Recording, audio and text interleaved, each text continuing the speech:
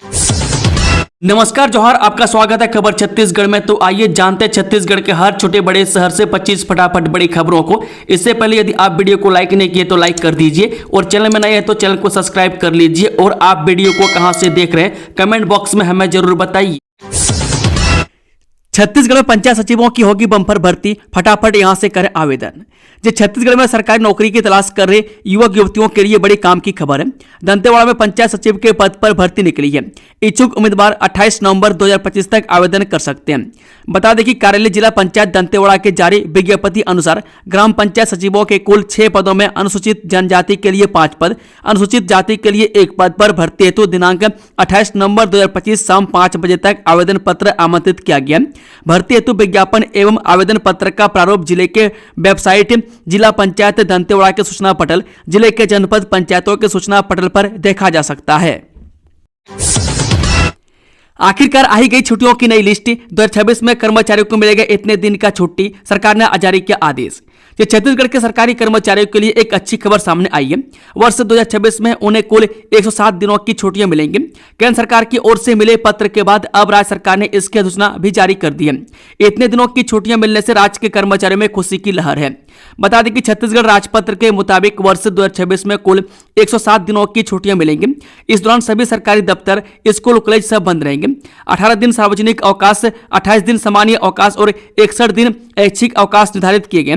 शासन ने निर्देश दिए हैं कि सभी विभाग इस सूची के अनुसार अपनी वार्षिक कार्य योजना तैयार करें ताकि कार्यालयों का संचालन और कार्यप्रणाली प्रभावित न हो।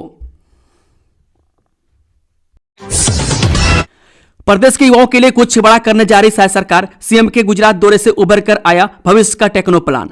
छत्तीसगढ़ के मुख्यमंत्री विष्णुदेव साय सोमवार को गुजरात के गांधीनगर पहुंचे, जहां उन्होंने देश के सबसे आधुनिक तकनीकी संस्थानों में से एक नेमटेक का दौरा किया।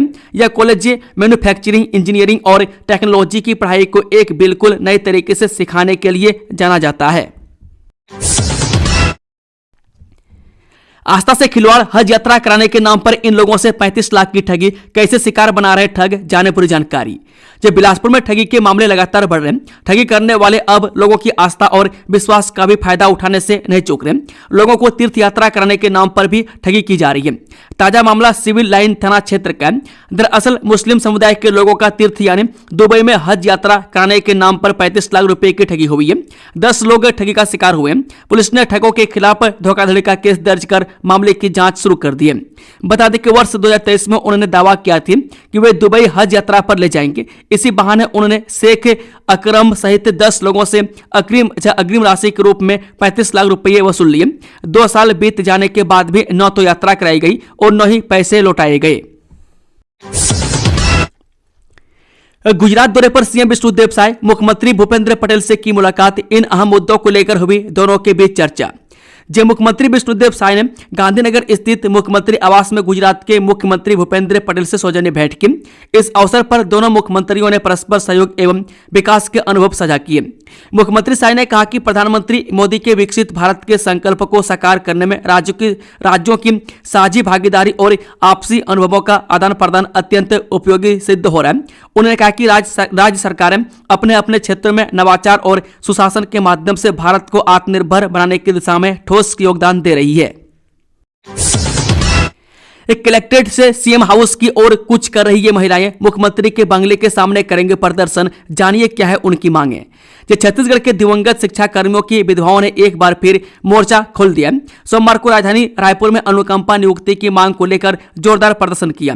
भगवा रंग के कपड़ों में सैकड़ों महिलाएं जय श्री राम के नारे लगाते हुए कलेक्ट्रेट से मुख्यमंत्री निवास की ओर रैली के रूप में रवाना हुई। बताया जा रहा है कि ये महिलाएं अब मुख्यमंत्री निवास के बाहर प्रदर्शन करेंगी। बता दें कि लंबे समय से दिवंगत शिक्षा कर्मियों की विधवाएं अनुकंपा नियुक्ति सहित कई मांगों अपनी आवाज बुलंद कर रही है। समय समय पर यह महिलाएं राजधानी रायपुर सहित अन्य जगहों पर सड़क पर उतरकर प्रदर्शन भी की, लेकिन अब इन्हें नियुक्ति नहीं मिली। यही वजह है कि अब एक बार फिर दिवंगत शिक्षा कर्मियों की विधवाएं सड़क पर उतरकर प्रदर्शन करने के लिए मजबूर हुई है। छत्तीसगढ़ में सोने का भंडार, शुरू हुई खुदाई, इतने क्विंटल गोल्ड मिलने का अनुमान।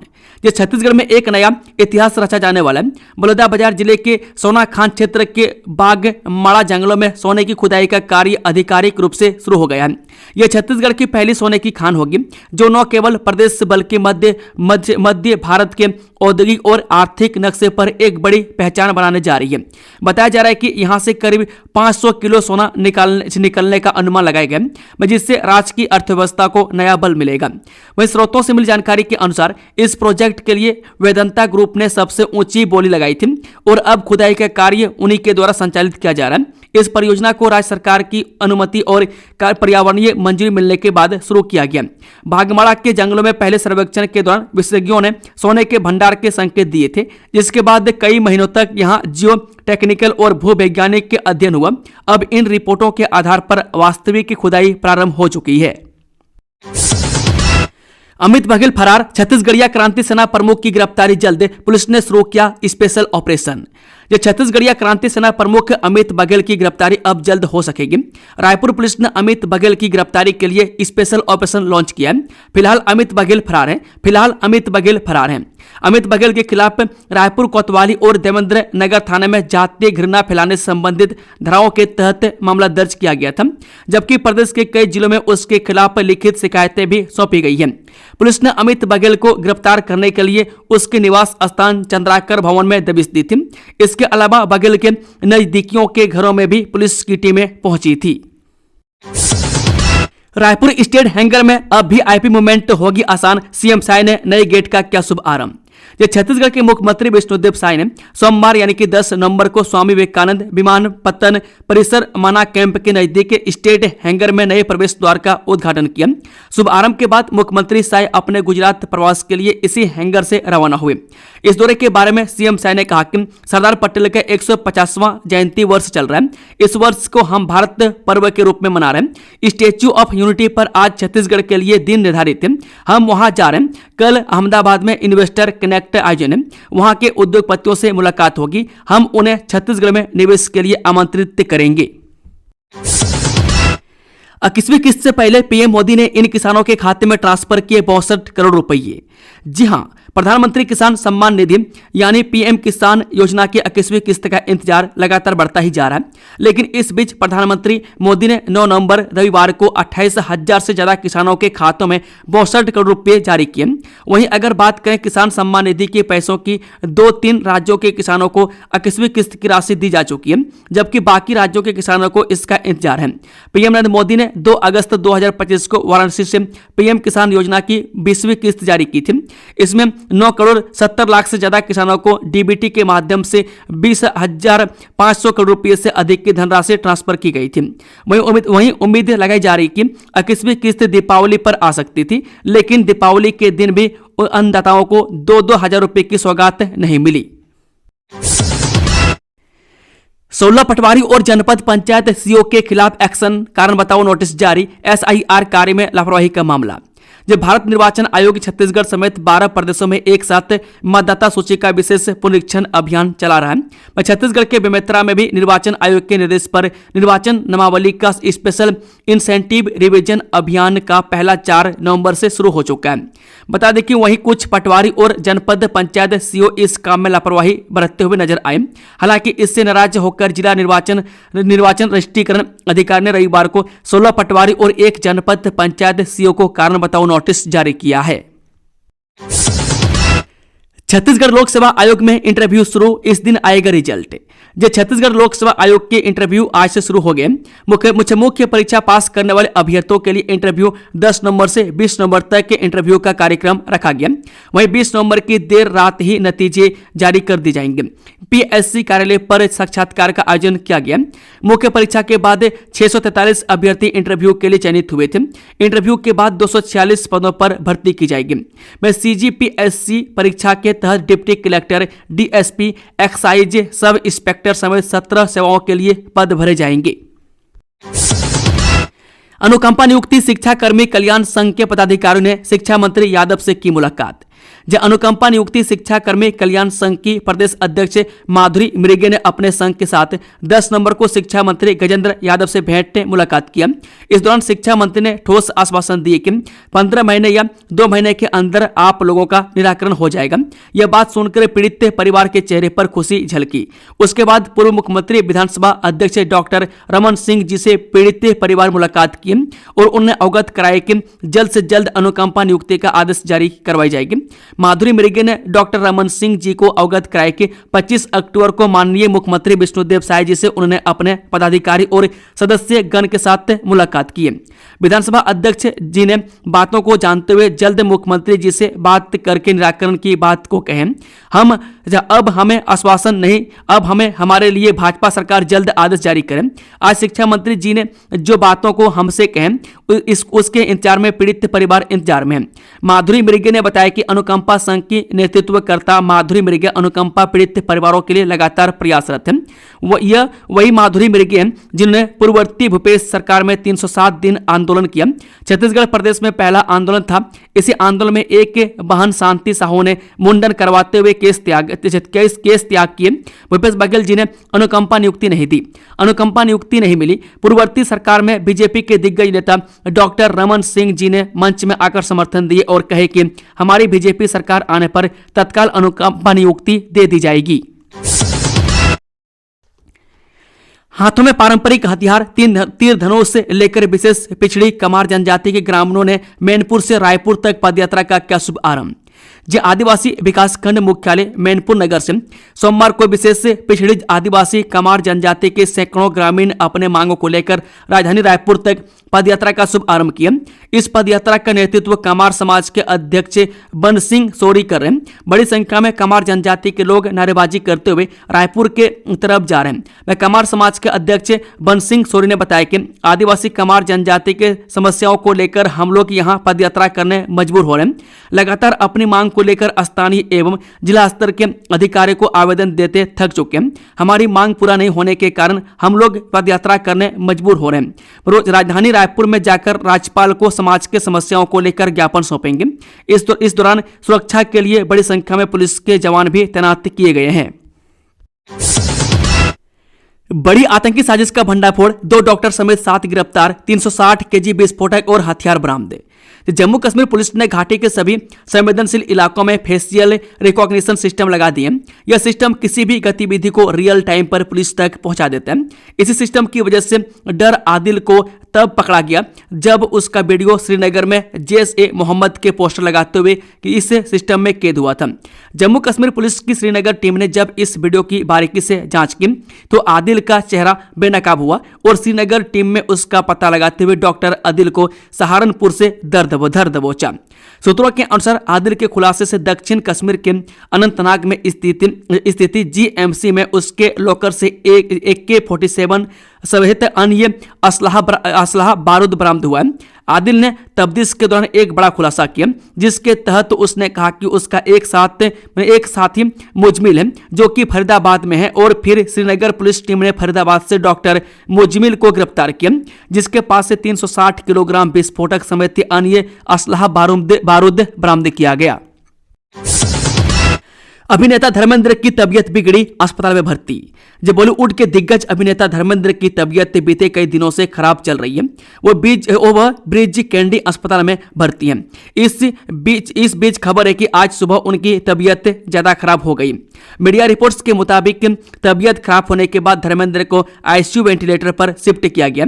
वो ट्रीटमेंट का रिस्पॉन्ड कर रहे हैं। इसे लेकर अभी परिवार और अस्पताल से कोई आधिकारिक बयान सामने नहीं आई है। मुख्यमंत्री ने स्टेट हैंगर से विमान परिचालन सेवा का किया शुभ आरंभ, यात्रियों को मिलेगी राहत। जी मुख्यमंत्री विष्णुदेव साय ने स्वामी विवेकानंद विमान तल परिसर माना कैंप के समीप स्टेट हैंगर के नियमित परिचालन का शुभ आरंभ किया। शुभ आरंभ के पश्चात मुख्यमंत्री साय अपने गुजरात प्रवास हेतु इसी हैंगर से रवाना हुए। इस पहल से एयरपोर्ट के यात्री टर्मिनल पर वीवीआईपी मूवमेंट के दौरान आम यात्रियों को होने वाली असुविधा समाप्त होगी। स्टेट हैंगर के प्रारंभ होने से राज्य में विशेष विमान द्वारा वीवीआईपी आगमन एवं प्रस्थान की व्यवस्थाएं अब और अधिक सुगम एवं सुव्यवस्थित हो जाएगी। उल्लेखनीय है कि स्टेट हैंगर का निर्माण वर्ष 2012 में लोक निर्माण निर्माण विभाग यानी कि पीडब्ल्यूडी द्वारा लगभग 6.5 करोड़ रुपए की लागत से पूर्ण किया गया था। तथापि इसके परिचालन के लिए आवश्यक डीजीसीए और बीसीएएस की विभिन्न अनुमतियां हाल ही में 31 अक्टूबर 2025 को प्राप्त हुई है। अनुमतियां मिलने के पश्चात अब हैंगर का नियमित परिचालन आरंभ किया गया है। बिजली बिल हाफ योजना 200 यूनिट तक करने के लिए छत्तीसगढ़ सीएम सचिवालय को प्रस्ताव। जो बिजली बिल की बढ़ी हुई दर से परेशान आम उपभोक्ताओं को राज्य सरकार राहत देने की तैयारी में जुट गई है। 100 यूनिट की जगह 200 यूनिट तक का हाफ बिजली बिल योजना लागू करने की कवायद तेज हो गई है। ऊर्जा विभाग ने इसके प्रस्ताव तैयार कर मुख्यमंत्री सचिवालय को भेजा है। मंजूरी मिलने पर इसका लाभ करीब 45 लाख घरेलू उपभोक्ताओं को मिलेगा। बिजली कंपनी के अधिकारियों के मुताबिक नई योजना लागू होने पर 200 यूनिट तक खपत करने वाले उपभोक्ताओं को सीधे आधा बिल देना होगा। छत्तीसगढ़ में जमीन और मकान की कीमत तय करने के नए नियम लागू, पुराने मकानों की रजिस्ट्री पर छूट। राजधानी समेत पूरे प्रदेश में जमीन और मकान की कीमत तय करने के नए नियम लागू हो गए। छत्तीसगढ़ केंद्रीय मूल्यांकन बोर्ड ने वित्तीय वर्ष 2025-26 के लिए नई गाइडलाइन दरें जारी की। अब रजिस्ट्री में जमीन की कीमत तय करने का तरीका पहले से अलग और ज्यादा स्पष्ट होगा। जमीन की कीमत इस बात पर निर्भर करेगी कि उसका रकबा कितना है। शहरी क्षेत्र में जमीन के मूल्यांकन में 0.140 हेक्टेयर यानी करीब 0.356 एकड़ या 15,069 वर्ग फीट तक की भूमि का मूल्य उस क्षेत्र की प्रति वर्ग मीटर दर से तय होगा। 0.140 हेक्टेयर से अधिक भूमि होने पर पहले 0.140 हेक्टेयर तक मूल्य वर्ग मीटर दर से, शेष भूमि का मूल्य प्रति हेक्टेयर दर से तय होगा। नशे में डीजे वाहन चलाना पड़ा भारी, कोर्ट ने चालक और वाहन मालिक पर ठोका 60,000 का जुर्माना। राजधानी रायपुर में नशे की हालत में डीजे वाहन चलाने वाले चालक और वाहन मालिक पर कड़ी कार्रवाई की गई। न्यायालय ने दोनों पर कुल 60,000 रुपए का अर्थदंड लगाया गया। यातायात पुलिस ने बताया कि यह कार्रवाई नशे में वाहन चलाने और वाहन में अवैध मॉडिफिकेशन करने पर की गई है। वरिष्ठ पुलिस अधीक्षक डॉक्टर लाल उमेश सिंह के निर्देश और अतिरिक्त पुलिस अधीक्षक डॉक्टर प्रशांत शुक्ला, उप पुलिस अधीक्षक गुरजीत सिंह एवं सतीश ठाकुर के मार्गदर्शन में हर रात 11 बजे से 2 बजे तक नशे में वाहन चलाने वालों के खिलाफ सख्त अभियान चलाया जा रहा है। इसी अभियान के दौरान भाटा गांव बस स्टैंड के थाना प्रभारी निरीक्षक प्रमोद कुमार सिंह अपने क्षेत्र लाखी नगर पुरानी बस्ती में पेट्रोलिंग कर रहे थे। इसी दौरान लगभग 11:37 में लाखी नगर चौक पर चंदू धुमाल वाली माइदा गाड़ी को लहराते हुए चलते देखा गया। वाहन को रोककर चालक की ब्रीथिंग एनालाइजर मशीन से जांच की गई, जिसमें वह नशे की हालत में वाहन चलाता पाया गया। ग्राहकों से लोन की वसूली कर खुद के लिए कर लिया था खर्चे, फाइनेंस कंपनी के 6 कर्मचारी गिरफ्तार। ग्राहकों से वसूली की गई 85 लाख रुपए की बड़ी रकम का गबन करने वाले इसाप स्मॉल फाइनेंस बैंक की दुर्ग शाखा के 6 कर्मचारियों को पुलिस ने गिरफ्तार कर लिया। मामले में 10 संग्रह कर्मचारियों के विरुद्ध धोखाधड़ी का अपराध पंजीबद्ध किया गया है। मछली पालन से हर साल होगी लाखों की कमाई, सरकार सब्सिडी पर दे रही ये मौका, बस इन बातों का रखें ध्यान। मछली पालन फायदे का सौदा है। बाजार में हमेशा मछली की मांग रहती है, लेकिन मछली की आपूर्ति मुश्किल है। मछली पालन अच्छा बिजनेस है। सरकार मछली पालन को प्रोत्साहित करने के लिए सब्सिडी भी दे रही है।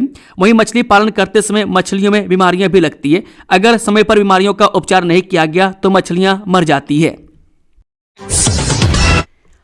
धान खरीदी से खाद्य विभाग की बड़ी कार्रवाई, जब्त किए 280 बोरी अवैध धान। जी हां, धान उपार्जन सीजन शुरू होने से पहले ही जिला प्रशासन ने अवैध भंडारण पर नकेल कस दिए। राजस्व विभाग, खाद्य विभाग और कृषि उपज मंडी गिद्दम की संयुक्त टीम ने शुक्रवार को नकुल नार और गजे नार क्षेत्रों में सघन जांच अभियान चलाया। कार्रवाई के दौरान कुल 280 बोरी अवैध धान जब्त किया गया। गौरतलब है कि जिले में खरीफ विपणन वर्ष 2025-26 के लिए धान उपार्जन कार्य 15 नवंबर से शुरू होना है। इससे पहले व्यापारियों द्वारा अवैध रूप से धान की खरीदी बिक्री और भंडारण की शिकायतों को देखते हुए प्रशासन ने यह कार्रवाई की। खाद्य अधिकारी कृति कौशिक के मार्गदर्शन में गठित टीम ने पासवान ट्रेडर्स से नकुल नार के गोदाम से 250 बोरी धान और चंद्रपाल सिंह भदौरिया के गोदाम से 30 बोरी धान बिना वैध दस्तावेजों के पाए। जांच में कृषि उपज मंडी अधिनियम 1972 के प्रावधानों का उल्लंघन पाए जाने पर प्रशासन ने तत्काल 280 बोरी धान जब्त कर लिया। बड़ी गड़बड़ी उजागर, 80,000 का आरोप 4.25 लाख में खरीदा, अब लिपापोती का खेल शुरू। जब बेमेतरा जिले में खनिज मद से स्कूल शिक्षा विभाग के लिए खरीदे गए आरओ की खरीद प्रक्रिया पर अब सवाल खड़े हो गए। तत्कालीन जिला शिक्षा अधिकारी ने जेम पोर्टल के माध्यम से 21 नग 250 LPH आरओ खरीदे गए थे। इसके लिए लगभग 78,66,600 रुपए का भुगतान संबंधित फर्म को किया गया। खरीद के लिए अधिकारी ने स्वयं की अध्यक्षता में 7 सदस्यीय समिति गठित की थी। सरकारी नियमों का हवाला देकर जेम पोर्टल से खरीदी तो की गई, लेकिन जब आरओ संबंधित स्कूलों में पहुंचे तो कई जगह वे जल संकट और कनेक्शन की कमी के चलते चालू ही नहीं हो सके। जमीनी स्तर पर उपयोगिता और लागत की पड़ताल हुई तो चौंकाने वाला तथ्य सामने आया, जिस आरओ की कीमत खुले बाजार में लगभग 80,000 रुपये है, वहीं आरओ जेम पोर्टल से 4.25 लाख रुपए में खरीदा गया। मामले के संज्ञान में आने पर कलेक्टर ने भौतिक सत्यापन कराया। जांच के बाद विभाग ने आपूर्तिकर्ता से अतिरिक्त राशि की वसूली के लिए पत्राचार शुरू कर दिया है। कभी भी जारी हो सकती है आईपीएस अफसरों की बड़ी प्रशासनिक सर्जरी लिस्ट, तैयार हो रही सूची। जब प्रदेश में जल्द ही आईपीएस अफसरों की प्रशासनिक सर्जरी होगी, डीजीपी कॉन्फ्रेंस के बाद इसकी सूची जारी किए जाने की संभावना है। महासमुंद के एसपी आशुतोष सिंह के सीबीआई में 5 साल के लिए प्रतिनियुक्ति पर दिल्ली भेजा जा रहा है। वहीं रायपुर में कमिश्नरी सिस्टम लागू होने वाला है। इसके लिए पुलिस से मुख्यालय और गृह विभाग संभावित अधिकारियों की सूची तैयार करने में जुटे हैं। मैं सीएम हाउस से स्वीकृति मिलते ही इसे जारी किया जाएगा। दोस्तों, खबरों का सिलसिला समाप्त तो होता है। अगर जानकारी पसंद आई हो तो वीडियो को लाइक, शेयर, चैनल को सब्सक्राइब जरूर से जरूर कर लें और कमेंट बॉक्स में अपना फीडबैक देना ना भूलें। Thank you, all the best. जय हिंद, जोहार छत्तीसगढ़ भाई और बहनों।